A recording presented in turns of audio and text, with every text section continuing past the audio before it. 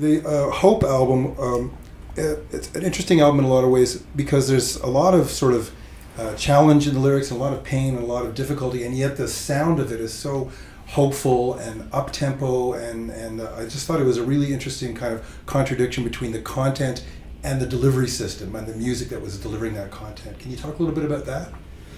Absolutely. The kind of the upbeat, fun songs is when we make a record, we go through all of the demos and pick what we think are just the best melodies. And so the ones that were picked, we thought were just the best songs. We didn't sit back and say, okay, let's make a fast record, let's make a slow record.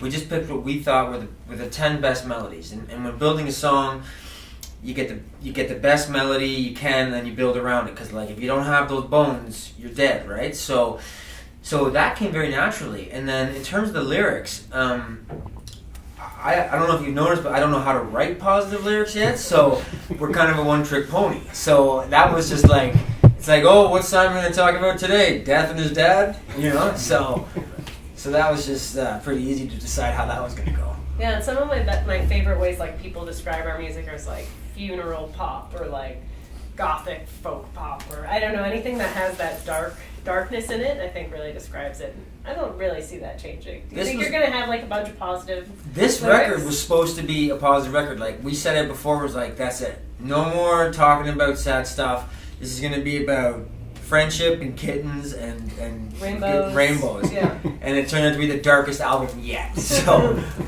we don't.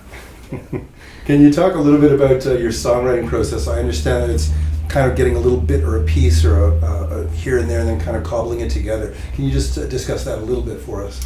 Absolutely. It's if you want to look at my phone right now, there's 500 to 700 voice memos on there. I just did one in the car on the way here. I collect all these voice memos and then I scan through them. It takes me months.